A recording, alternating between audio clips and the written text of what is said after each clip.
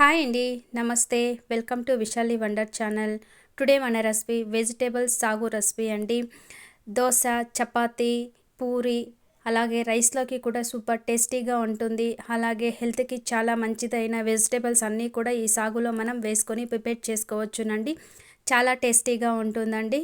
ఒకసారి మీరు కూడా ట్రై చేసి చూడండి, మీ అందరికీ కూడా తప్పకుండా నచ్చుతుంది. మీరు కూడా ఈ రెసిపీ చేయాలనుకుంటే ఫుల్ వీడియో అయితే స్కిప్ చేయకుండా చూసేయండి. ముందుగా ఈ రెసిపీ కోసం మీ దగ్గర ఉన్న వెజిటేబుల్స్ అన్నీ కూడా తీసుకోండి. నా దగ్గర క్యారెట్, బీన్స్, కాబుల్ శనగలు నానబెట్టి తీసుకున్నాను. మీ దగ్గర పచ్చి బఠానీ ఉంటే కూడా తీసుకోవచ్చు. అలాగే క్యాప్సికమ్ కూడా తీసుకున్నాను. ముందుగా ప్రెషర్ కుక్కర్ తీసుకొని మన దగ్గర ఉన్న వెజిటేబుల్స్ అన్నీ కూడా ప్రెషర్ కుక్కర్లో వేసేసుకొని వెజిటేబుల్కి సరిపడా ఉప్పు, కొద్దిగా పసుపు, వాటర్ వేసి 1 విజిల్ ఉడికించుకోవాలి. 1 విజిల్ అయితే సరిపోతుంది. ఇప్పుడు మసాలా ప్రిపరేషన్ చూద్దామండి. ఇప్పుడు ఇందులోనే అల్లము, వెల్లుల్లి, ఆనియన్, కొత్తిమీర, పుదీనా, fresh coconut 1/2 cup, roasted Chenna dal, చెక్క, లవంగము, ఒక చిన్న టమోటా కట్ చేసి వేసుకొని తగినంత వాటర్ వేసి, చెక్క లవంగం కూడా వేసుకున్న తర్వాత టమోటా కట్ చేసి వేసి వాటర్ వేసి స్మూత్గా పేస్ట్ అయితే ప్రిపేర్ చేసి పెట్టుకోవాలి. ఇప్పుడు ఒక ప్యాన్ తీసుకొని అందులో 3 టేబుల్ స్పూన్ ఆయిల్ వేసుకొని సన్నగా తరిగి పెట్టిన ఆనియన్ కొద్దిగా వేసిన తర్వాత కరివేపాకు వేసి కొద్దిగా ఆనియన్ మగ్గిన తర్వాత మనం ప్రిపేర్ చేసి పెట్టుకున్న మసాలా పేస్ట్ని ఇందులో వేసి మాడకుండా ఆయిల్ పైనకి తేలేంత వరకు లో ఫ్లేమ్లో పెట్టి బాగా వేపుకోవాలండి.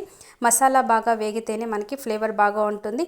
ఇప్పుడు చిన్న టమోటా తీసుకుంటున్నానండి. టమోటా ఎక్కువ అవసరం లేదండి, కొద్దిగా అయితే సరిపోతుందండి. టమోటా మగ్గిన తర్వాత 1 tablespoon chilli powder, 2 tablespoon ధనియా పౌడర్, టేస్ట్కి సరిపడా సాల్ట్ వేసి బాగా మిక్స్ చేసుకొని వేపుకోవాలండి.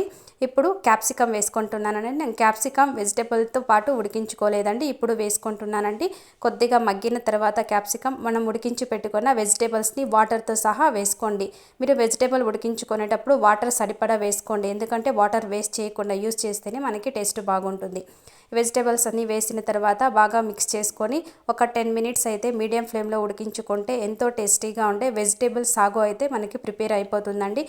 అన్నీ హెల్తీ అయిన వెజిటేబుల్తో ప్రిపేర్ చేసుకొని ఈ సాగు రెసిపీ కూడా చాలా సింపుల్గానే ఉంటుంది. టేస్ట్ అయితే చాలా టేస్టీగా ఉంటుందండి. ఒకసారి మీరు ట్రై చేసినారంటే ఎప్పుడు కూడా ఇదే రెసిపీ అయితే మీరు ప్రిపేర్ చేసుకుంటారండి.